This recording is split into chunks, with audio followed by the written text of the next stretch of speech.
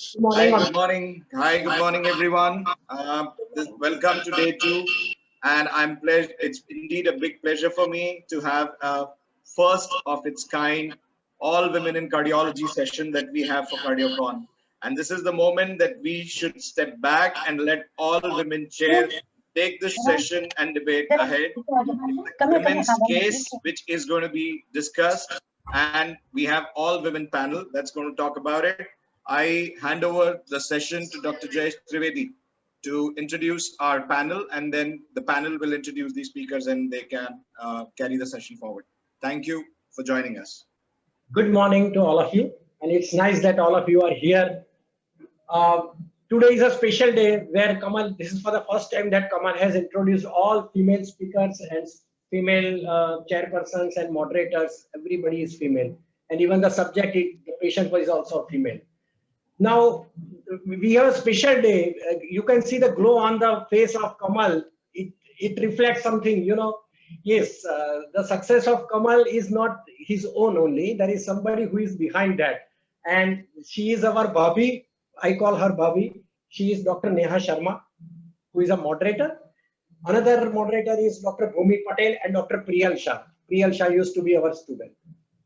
I would like to request Dr. Neha Sharma to kindly introduce the chairpersons. Neha Bhabhi. Yes, sir. Actually, I was told Kamal will be introducing her, sir. Maybe you are introducing. Okay, then I'll do that. Yes, sir, please. Dr. Ayesha is Sri Lankan and settled in the Bangladesh. Dr. Prerna Chetri, she is from Gangtok, and Dr. Pooja Vyas, she is from Ahmedabad. I would like to request Dr. Ayesha to kindly introduce the speakers. Thank you. Thank you so much, Dr. Jayesh Trivedi and Dr. Kamal Sharma for the invitation. I'm very, very happy to be here today at this very unique forum, especially in the region of an all women in cardiology session, discussing a case of ischemia evaluation in women. So this is a 53-year-old woman who is hypertensive, dyslipidemic, presenting with atypical angina and preserved ejection fraction, non-specific STT changes. And we have a brilliant lineup of 3 speakers who will debate this. I have the pleasure of introducing the first speaker. She is Dr. Sonali Inamdar. She's a consultant interventional cardiologist at the Inamdar Heart Clinic in Pune, India, and is also an associate consultant in cardiology with many publications as well. So without much ado, Sonali, over to you. She will speak on the pharmacological stress echocardiography evaluation of this patient.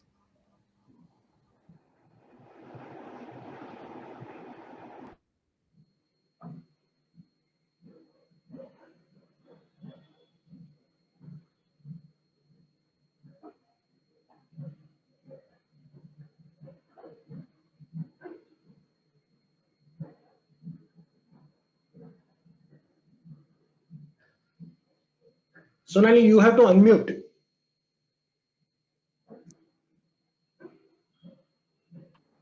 No, still it is not on. Yeah. Correct. Go ahead. Can you hear me? Right. Okay. Right. Thank you, Ayesha, for the introduction. Respected chairpersons, colleagues, and my dear friends, I'd like to thank Dr. Sharma for giving me this opportunity to speak on a topic which is very close to my heart, pharmacological stress echocardiography. So without much ado, let's go straight to the case. We are an all-women panel, and our patient is also a woman. And there are many roads to reach to the heart of a woman, but it's really difficult to actually know what's going on in her heart. So now when it comes to coronary artery disease evaluation, we have functional imaging tests as well as anatomical imaging tests. So functional is like a stress test or a stress echo, and then we have nuclear tests, stress MRI, and a CT angiogram. Of course, this woman has osteoarthritis, so she's unable to exercise, so most of these exercise-based tests are out. So let's see which is the best road and the fastest road to reach the heart of our woman patient. So looking at this patient's clinical condition, she has, based on her atypical chest pain, she has a pretest probability of 6%, which makes her an intermediate pretest probability. And in addition to this, she has she has increased clinical likelihood of coronary artery disease because of the fact that she has dyslipidemia as well as hypertension. Now, broadly, if you look at the coronary angiogram, it can be used, the CT angiogram, it can be used for ruling out patients with coronary artery disease if they have a low clinical likelihood. However, our patient has a high clinical likelihood, so a functional testing with a non-invasive imaging would be the most ideal way to go. So let's come to the ischemia cascade, which is very well known, but this gives you a perspective of all these different tests over the entire range of the ischemia cascade. So as we go from the early changes to the late changes, we have perfusion and metabolic alterations, which can be detected by mostly nuclear scanning and MRI scanning, which have high sensitivity, which means that these tests have a good ruling out potential. But when it comes to other tests of detecting all these other regional wall motion abnormalities, under stress, strain abnormalities, which can be done with the help of stress echocardiogram and MRI, these have high specificity, that is a great ruling in power. So that is a good thing because we want to really know whether this patient's heart is diseased or not. So when it comes to pharmacological stress echo, we have two modalities. We have dobutamine stress echo, which is obviously the most commonest one, which is used along with atropine and vasodilators. So with a lower dose of dobutamine, we get a balanced effect on the peripheral vasculature. But as the doses of dobutamine increase, you have a greater beta-2 response leading to peripheral vasodilatation and the very classic hypotension, which we see with dobutamine. Vasodilator tests are not that commonly used. They cause maldistribution of blood, and compared to dobutamine, they are less sensitive for detection of regional wall motion abnormalities. So what is the scope of pharmacological stress echo? There's a lot of information that you can garner from a dobutamine stress echo. Apart from the vitals, the most important obviously is the regional wall motion abnormality, in which most importantly you look at wall thickening, ejection fraction changes, and also transient LV dilatation, which can be missed on other tests. With dobutamine stress echo, you can keep the probe on the patient's chest throughout and pick this up. Also, there is some concept known as ischemic threshold, in which if any of these test changes are seen at less than 60% of the target heart rate, then we know that the prognostication of this patient is bad. Other important information, incremental information that can be gotten with Dobute stress echo is strain and speckle tracking, contrast echo, and also you can use 3D images for better delineation of segments.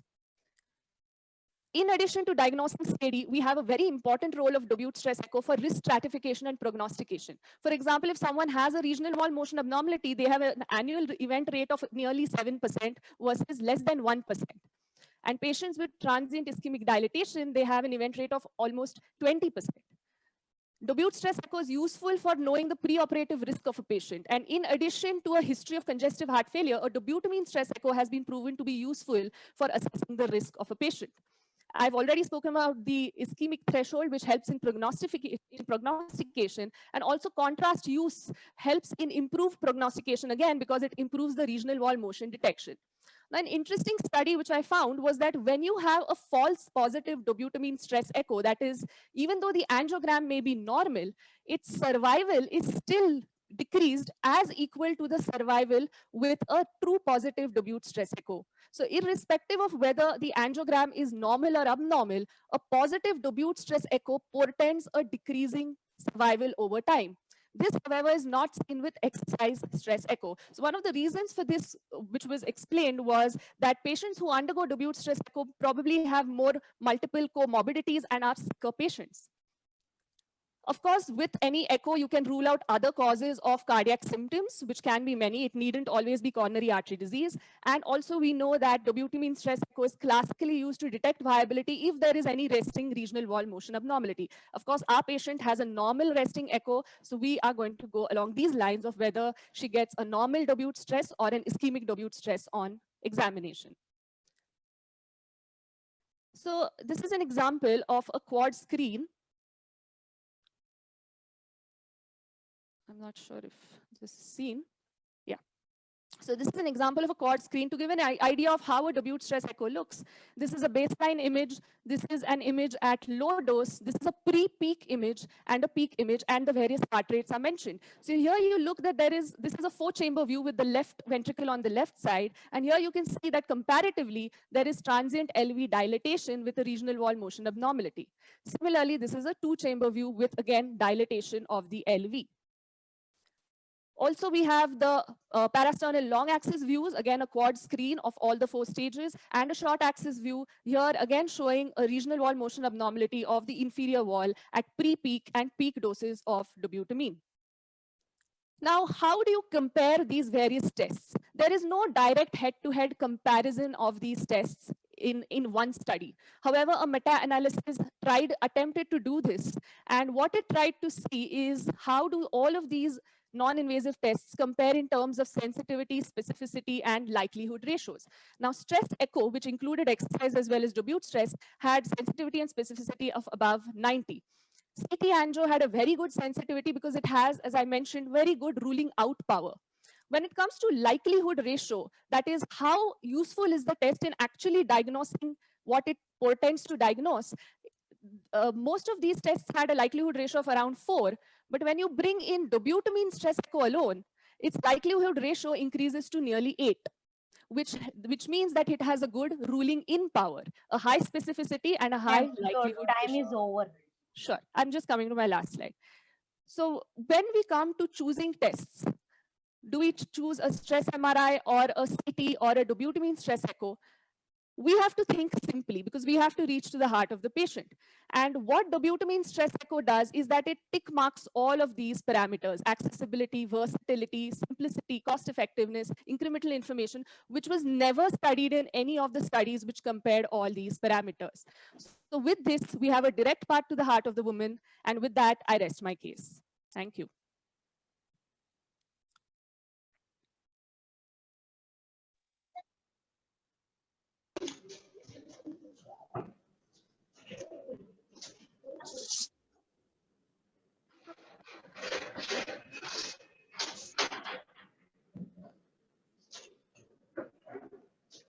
Thank you very much, Dr. Sonali. Am I audible? Yes, yes. Yeah. So now from the right corner, we have Dr. Purvi Parwani. She would speak on role of stress cardiovascular MRI in this case. And I would not miss this opportunity to introduce Dr. Purvi Parwani. I call her Purvi Didi as we are both from Junagadh, and she was my senior in MBBS. She used to be university topper each year, and I used to learn from her. She has special interest in teaching, and she is a very good teacher from her MBBS days itself. And now at present, she is working in USA.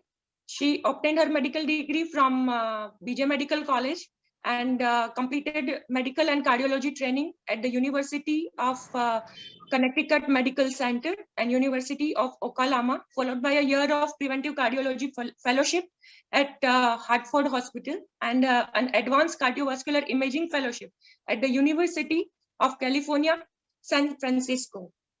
She is at present an assistant professor of medicine at Loma Linda University and director of Women's Cardiovascular Clinic at International Heart Institute. She has many publications and she has special interest in cardiac imaging, particularly cardiac MRI, structural heart disease, and women's cardiovascular disease. So I invite Dr. Purvi Parwani for her talk. Just a second, I would like to add, we know Dr. Purvi as one of our family members. Like, she was student to Kamal. She was very young when she used to come. She's young now also. But say around 5-10 years back, she came at home and she used to be like playing with my kids and all. So we know her as a family member too, and we are so proud of her. She's there in US at present, a cardiologist from Ahmedabad. So that is a very good thing. Congrats, Purvi, for that. Now you can continue. I can't wait now because all I want to do is cry. No. What for? We're so happy for you. Thank you. Thank you for that kind introduction. Yeah. Pandemic is hard for all of us. So so thank you. Yeah. So I'll be speaking about, excuse me. Kamal Bhaiya, look what you did. I'll be speaking about stress MRI. I have no disclosures. and really honored and excited to be here. You all heard my life story, but it's very special to me that my junior from med school introduced me, and then I'm getting the special introduction. And Sonali, I think, made my case very easy. And I almost feel like she has a telepathic heart, because I almost have the same slides initially what she showed. So I think that my attempt is, of course, this is special to my heart, but I wanna let the science speak in this talk, right? So we have a 53-year-old female. She has hypertension, hyperlipidemia. She's probably menopausal because she's 53, so almost menopausal. She has atypical chest pain. She has some non-specific EKG changes. And the question that is posed to us is, what's the best stress modality? And in the question, it says, rather than cardiac cath. And I would say that that's a wrong question. There's no role of cardiac cath in a patient that is presenting for evaluation of stable angina for the first time without any medical management that is given to us. So when I see this patient as a clinician, in my mind, what I'm thinking about is, what's the cause for her chest pain? What's the cause of these non-specific ST changes? How can I get most information about this heart with minimum testing?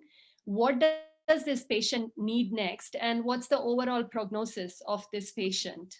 So I think when I think of a stress modality, what I think of which test is accurate, safe, cost effective, and which test provides the most management as well as prognostic implication to our patients. So for consideration of this debate, what I'll be speaking to you about is, how MRI is the one-stop shop, and how it provides the best diagnostic and prognostic utility, why CT is not a good option because anatomy doesn't equal physiology, and I'm debunk some of the ischemia beliefs. And then I will tell you why stress echo is not a good modality because of its because of its poor sensitivity.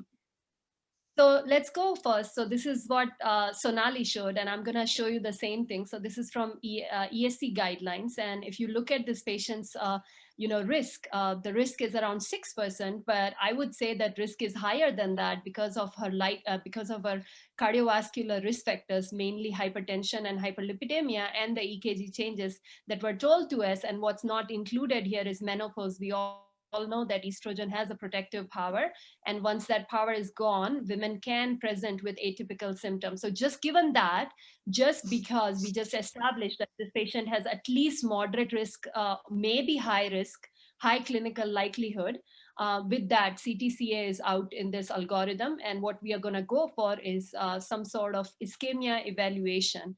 So again, Sonali discussed this at length, so I'm not going to speak. But when we look at the sensitivity and specificity of the testing, that's quite variable depending on the year that you take that study from, right? So she showed a meta-analysis from 2018, but since then there have been 4 or 5 MRI publications with development on technology. So these numbers have further improved.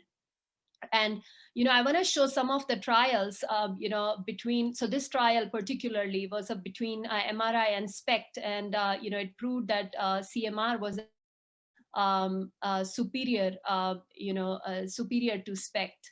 And if you look at this, this patient has ischemia right here.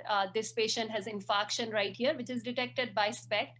But right here, this is subendocardial infarction, prior infarction, which was read normal on this test with non-obstructive CAD. So I think all of these testings have, some sort of weaknesses.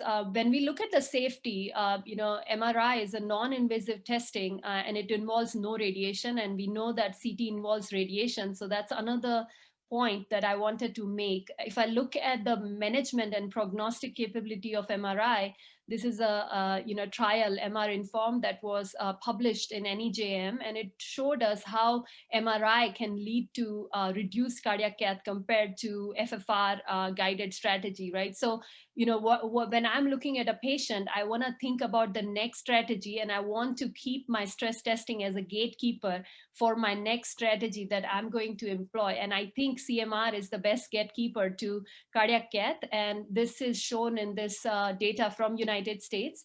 So if you can look at it, patients who had late gadolinium enhancement on CMR along with ischemia, they had the worst prognosis, and they had the highest need for revascularization. So both for as a gatekeeper, but also for as a prognostic marker, CMR has done tremendously well when we look at the data.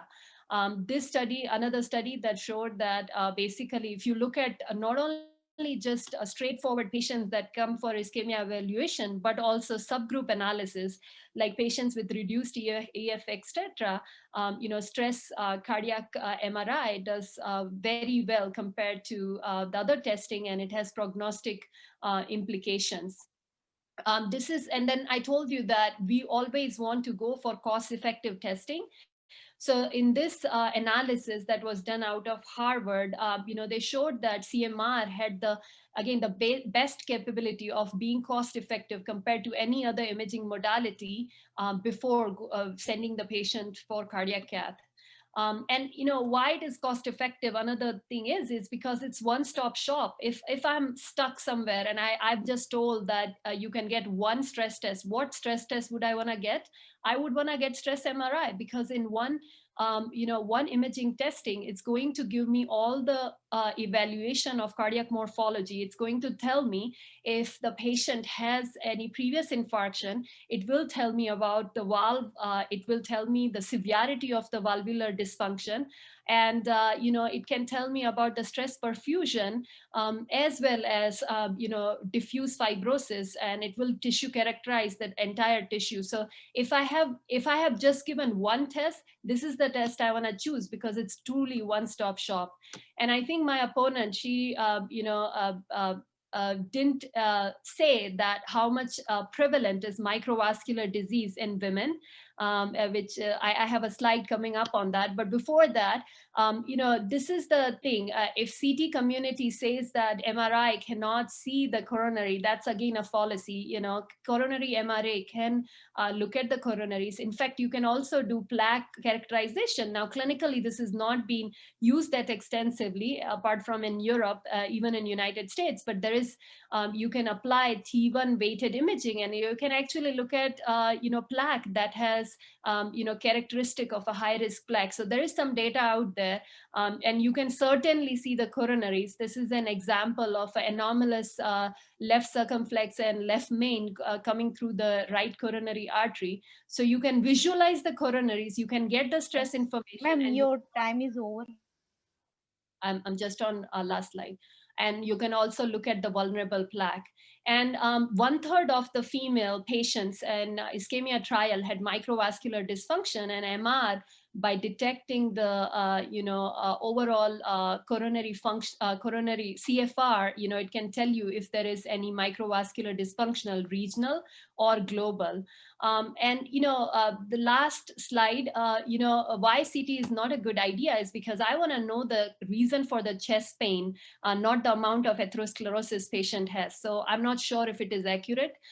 We all know anatomy is not exactly physiology. CT leads to higher cardiac cath utilization, so I'm not sure if it is cost effective.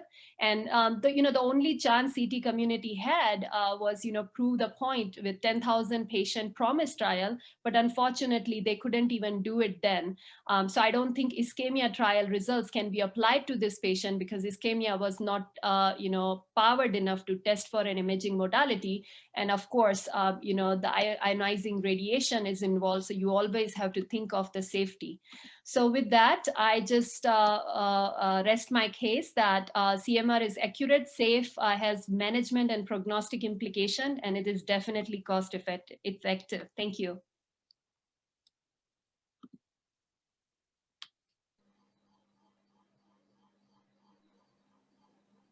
Purvi, that was fantastic. I know everybody has chipped in with their stories, so let me chip in with mine too. Purvi is someone I met on Twitter and I learn a lot from, particularly related to CMR. So it's very apt that she makes the case for why CMR here, and very proud to call you a friend.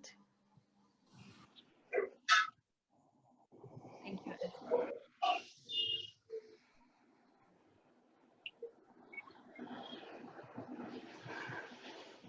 Dr. Aisha, you can go ahead and introduce Dr. Komal and she can come with talk. Yeah, sure. So our last speaker today who will make the case for CT angiography in the evaluation of chest pain in this lady is Dr. Komal Vadgama, who is from Ahmedabad. She's a consultant radiologist at the Usmanpura Imaging Center at Ahmedabad and has a special interest in cardiac and neuroimaging. Over to you, Dr. Komal.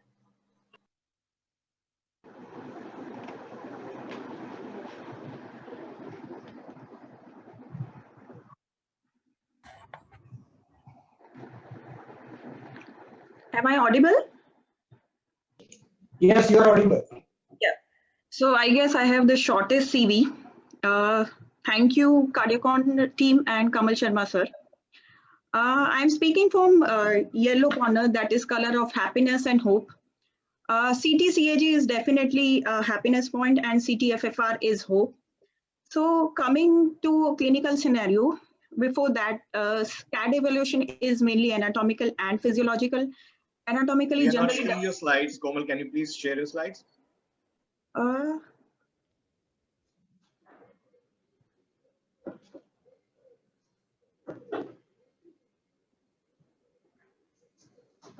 Okay. Yeah, that's good. Please go ahead. Okay. Yes. So CAD evaluation is basically anatomical and physiological. Anatomical done by IC and physiological done by perfusion and CVMR and stress echo. For the combination of both CT-CAG and CT-FFR, I think is one of the best options we have right now available. It is kind of one-stop shopping. So before coming to a clinical scenario, let's have a look on advantages of CT-CAG. A very established and fast technique, high negative predictive value, non-invasive, test of choice for CABG and patients without known CAD, additional information like calcium scoring for risk stratification. Then we can have a look on aorta, PA, lung field, especially in COVID era. Osteums are definitely better seen on CT-CAG, and the important part is vulnerable plaque characterization. As far as the shortcomings of CT-CAG, gives only anatomical information, poor heart rate and breath holds, they are partly taken care by high-end scanners. Calcified plaques are a problem with CT-CAG, but not a very great problem with CT-FFR. Again, stents are not a great thing for CT-CAG. Compromised renal function, allergy to dye, and ionizing radiation are off points of CT-CAG. So coming to CT-FFR, developed in by HeartFlow, it is a very good modality for assessing the hemodynamical significance of CAD. It is calculated with CT images with just an additional software. No additional images, drugs, or contrast or radiation is required for CT-FFR. And one of the attractive features of CT-FFR is virtual stenting, especially in tandem lesions. I know CT-FFR is not a simple thing, and it is an emerging technique, lacks large study data, commercially unavailable in India. So maybe after 5 years, I would be in stronger position to promote CT-FFR. As for now, we are not able to use CT-FFR for CABG, stents, and fistula of more than 1.5 millimeter, and less reliable in osteal lesions.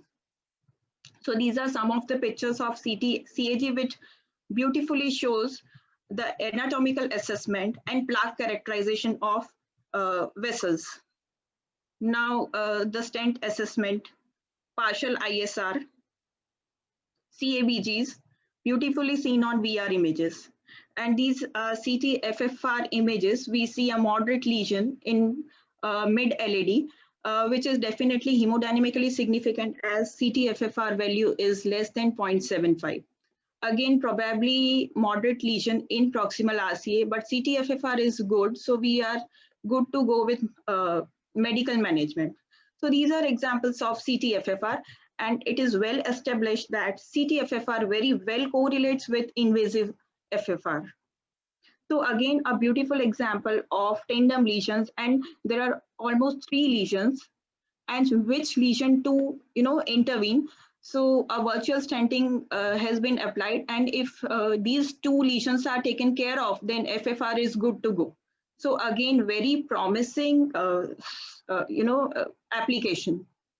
Again, with CT, I can see the vulnerable plaques, which has 4 features: low attenuation, positive remodeling, spotty calcification, and napkin skin ring sign. So why it is so important? Because 2 or more than 2 APC features can cause increase in 20-folds in lesion-specific ischemia. And these features can only be seen by CT coronary angio, and none of the other modality can see it. So these are examples of APCs, soft plaques, positive remodeling, spotty calcification, and napkins ring sign. Talking about the impact of CT-CAG, so it can avoid unnecessary IC in 60%. Then in 36%, it can change the therapeutic decision, very high sensitivity and moderate specificity. And overall, it can reduce the cost and improve outcome. There is a meta-analysis published in 2019, which says that CT angiography and CT-FFR has the highest sensitivity, around 90%. But of course, stress CMR outshines in specificity, that is 90%. So coming to clinical scenario, for this patient, for anatomical assessment, CT-CAG is definitely the modality of choice. For functional assessment, for the time being, I would go with stress cardiac MR. There is a large-scale study credence going on, and let's see what it tells. But as for now, in Indian scenario, yes, I would go with CT-CAG and CMR.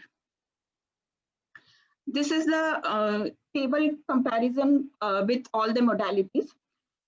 The main features are multiple lesion assessment can only be done with CT and the diameter and anatomical assessment. Plaque characterization only possible with CT angio. And again, safety, as we are not giving any stress agent, then that is so we are safe with CT. So this is kind of a flow chart. Very nice, but again, I know that CT-FFR is in initial stage. Once the CT-FFR is established, then I think I am at the, I can say confidently that CT angio and CT-FFR is one-stop shopping. Thank you.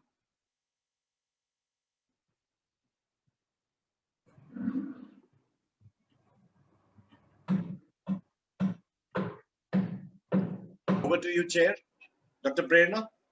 Yeah, hi. All of you were great, fantastic, good learning here. And I thank Dr. Kamal sir for this excellent opportunity. So I have a question for Dr. Purvi.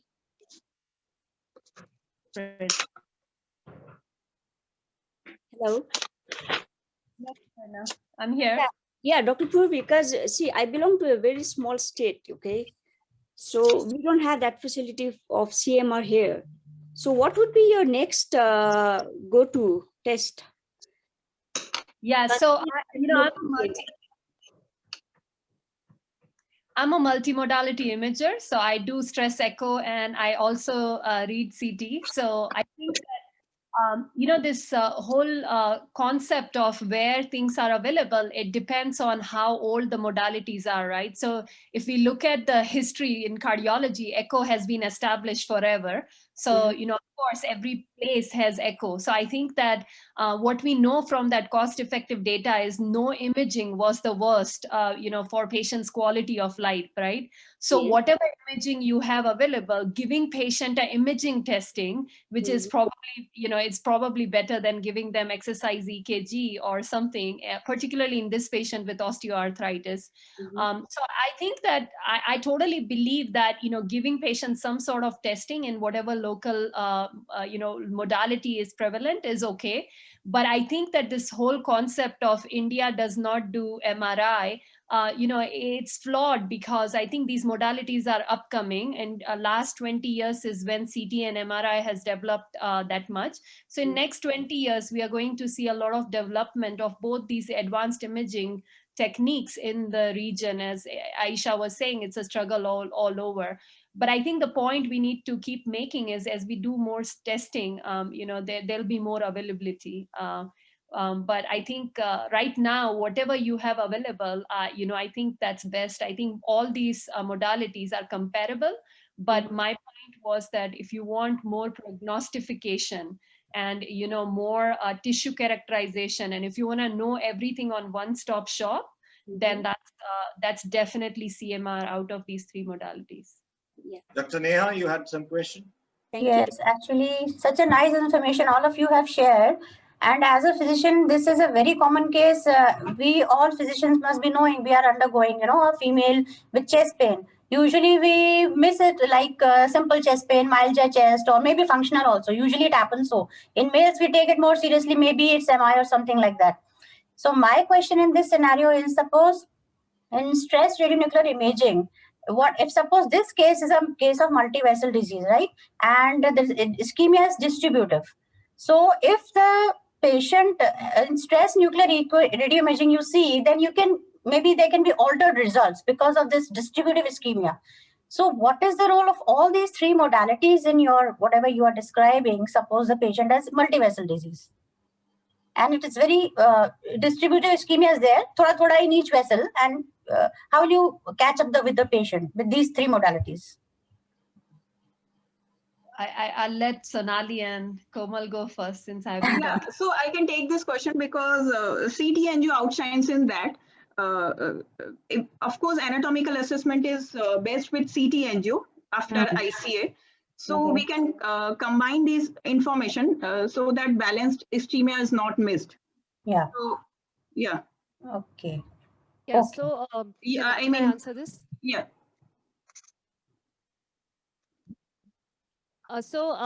Balanced ischemia is not a problem with dobutamine stress echo. I agree that that would be a problem if you use dipyridamole or adenosine. And also it's a problem with nuclear scans. We get false negative tests. Dobutamine helps uncover almost all the coronary territories. What happens is when we first start seeing the regional wall motion abnormality at the peak dobutamine level, we tend to stop the test. So we only find those regions of the coronary which are the most affected, that is the most severe. So we tend to miss the other minor severity lesions, but they can be found with dobutamine. So as a general thumb rule, it is said that if you get, for example, two different coronary territories on dobutamine stress echo, on an angiogram, you will get 1+. So you will get 3. So Dobute underestimates by 1 coronary territory only because we end up stopping the test because we don't want to stress that patient further. I agree with Sonali. I think that when you look at multi-vessel ischemia, the chances of missing that on a dobutamine stress echo or a stress MRI would be extremely rare. And if we look at the ischemia trial, basically what they did in ischemia trial was they took these patients with moderate to severe risk, moderate to severe ischemia on any of these testings. So takes, stress MRI or nuclear. They took those patients and then they excluded those patients, excluded left main from those patients, and then they randomized. So I think if anyone is trying to make a point that they need to do cardiac cath, I don't think that's valid, because in ischemia, you had left main incidence about 5%, but that's because every patient was getting CT. So there was a selection bias. But overall, in population, the left main incidence is only 1%. So like, what are the chances that you miss test on stress MRI or dobutamine stress, and you also miss the left main, that would be very rare, right? Putting everything together, if you put the incidences together. So in all the, if you look at like 100 patient, it would be extremely rare to get a patient where you miss everything, at both the ends. So I would think that it is rare. I mean, the patients still happen, but I don't think it's in every patient you require CT to, exclude left main, or you require angiogram to exclude coronary artery disease. Okay, thank you. Thank you so much. I would like to to. have one question for all the panelists. Hello. Hello. Yes, go ahead, Pooja. Am I audible, Dr. Dhiren Joshi? Yes, you are. Please go ahead. My question is to all panelists that when we talk about the non-invasive investigation for a patient with non-specific chest pain, we always talk, we had a talk, nice talk about the imaging. But my question is that we are forgetting the radiation hazard to these people.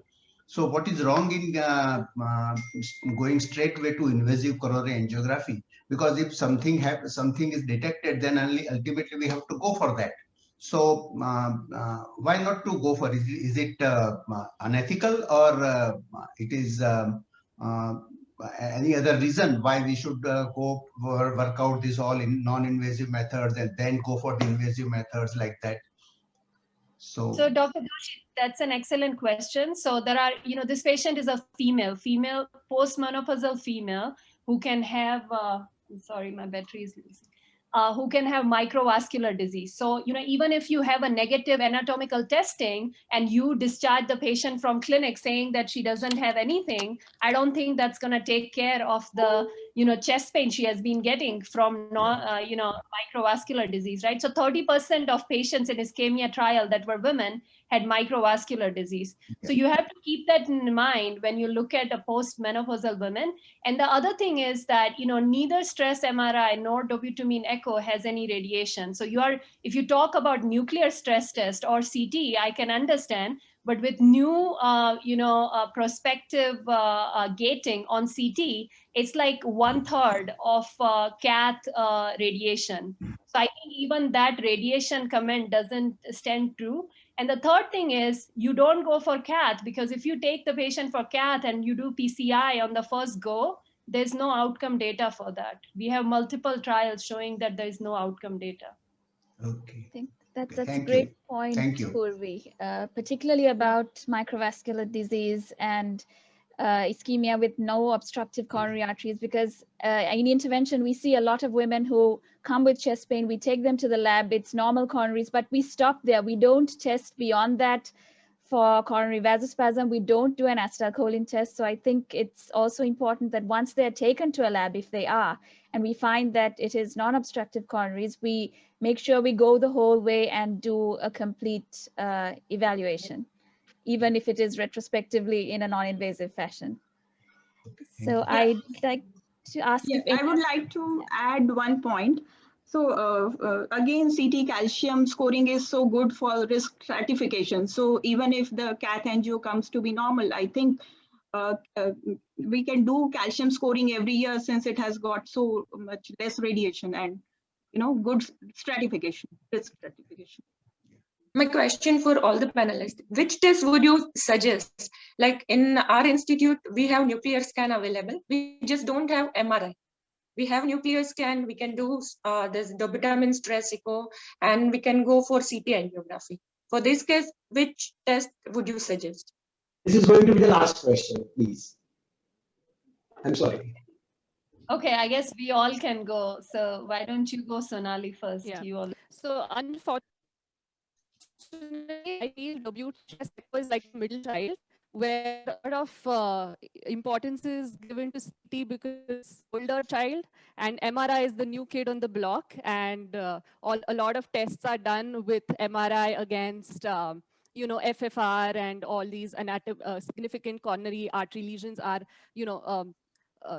compared with the MRI lesions. But when it comes to dobutamine stress echo, unfortunately, there is no head-to-head comparison with an FFR positive lesion. Because of the real issue of balanced ischemia, if there is still a nuclear scan, I wouldn't go for a nuclear imaging straight away because of the radiation hazards. You're anyway going to be doing an echo. The learning curve isn't steep when you want to learn about dobutamine stress echo. I would go for dobutamine stress echo. So Pooja, I think if you ask me, I think it depends on what patient comes for. So if a patient comes for a preoperative evaluation for, say, kidney transplant, and I know I want them, like I know that they don't have anything, and I don't want anyone to know any anatomical atherosclerosis they have, I'll go for a dobutamine stress echo. It's easy to do. And I want that. I don't want any of the transplant surgeons to know that this patient has any atherosclerosis, because that's when they freak out. If you do CT and if that patient has triple vessel atherosclerosis, they freak out and they reject the patient. So I think in those cases, I go for dobutamine stress echo. If this patient, if there was no stress MRI in my institute, I would go for CT with calcium scoring, because I think that, I just feel like it gives me way more prognostic information than a negative dobutamine echo. Fantastic session. And I think for once, not one, but 9 women probably made me quiet for a while. So that was, that was on the lighter side, but fantastic talk. All 3 speakers did wonderful justice. Thank you very much, chairpersons, panelists. We are actually short of time, but I didn't mind it. Absolutely. We have 15 minutes over time, but it was a fantastic session. And I think women do need that time for their voice to be heard in cardiology, not just in the matters of the world. Thank you very much. Thank you.